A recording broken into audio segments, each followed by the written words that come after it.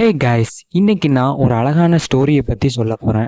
அந்த ஸ்டோரி என்னன்னா, ஒரு சின்ன கிராமத்தில் மணி அப்படிங்கிற சின்ன பையன் இருந்தான். அவன்கிட்ட எப்போவுமே மரப்பெட்டி ஒன்று இருக்கும், அதாவது ஒரு மந்திரப்பெட்டி. அந்த மந்திரப்பெட்டியை அவன் யார்கிட்டையும் காட்ட மாட்டான்.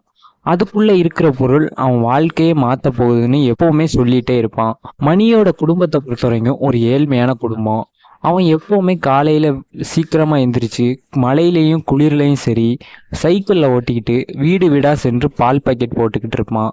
ஒரு நாள் அவனுடைய நண்பன் கேட்குறான், உன்கிட்ட தான் அந்த மந்திர பெட்டி இருக்குல்ல, அதை திறந்து அதுக்குள்ளே பணத்தை எடுக்க வேண்டியன, எதுக்கு இப்படி கஷ்டப்படுறேன்னு கேட்குறான்.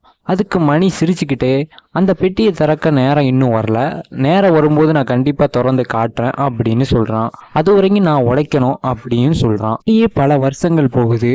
மணி தன்னுடைய கடின உழைப்பால பெரிய பிஸ்னஸ் மேனாக மாறிட்டான்.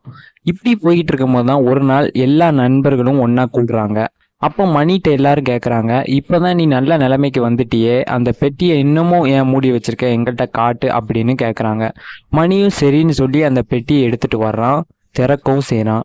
அதுக்குள்ளே எல்லாரும் பார்க்குறாங்க. அதுக்குள்ளே வேற ஒன்றும் இல்லை, ஒரு பழைய கண்ணாடி, ஒரு பழைய துணி ஒன்று இருக்குது. இதை பார்த்து எல்லாரும் இதுவா அவன் மந்திரம் அப்படின்னு கேட்குறாங்க. அதுக்கு மணி சிரிச்சுக்கிட்டே, இது ஒன்றும் சாதாரண விஷயம் இல்லை, அந்த கண்ணாடியை பொறுத்த வரைக்கும் நான் எப்போல்லாம் சோர்ந்து போகிறேனோ அந்த கண்ணாடியை பார்ப்பேன், அதில் என் முகம் தெரியும், அதை பார்த்து நானே என்னை மோட்டிவேட் பண்ணுவேன், அதுதான் என்னை இந்த நிலைமைக்கு கொண்டு வந்துச்சு அப்படின்னு சொல்கிறான். அதுக்கப்புறம் அந்த துணியை பற்றி சொல்கிறான். அந்த துணி நான் எங்கேருந்து வந்தேன், நான் எப்படி வாழ்ந்தேன் அப்படிங்கிற ஞாபகப்படுத்தும், அதனால தான் அந்த துணியை வச்சுருக்கேன். ஸோ நான் இந்த நிலைமைக்கு வந்திருக்கேன்னா அதுக்கு என்னுடைய உழைப்பும் தன்னம்பிக்கையும் தான் காரணம் அப்படின்னு சொல்கிறான். இதை கேட்ட அவனுடைய நண்பர்கள் எல்லாம் குழம்பி போகிறாங்க. அதே சமயம் நண்பனை நினச்சி சந்தோஷமும் படுறாங்க. இப்படியே இந்த கதை முடியுது. உங்களுக்கு இந்த கதை பிடிச்சிருந்துச்சா கண்டிப்பாக லைக் பண்ணுங்கள், மறக்காமல் சப்ஸ்கிரைப் பண்ணுங்கள்.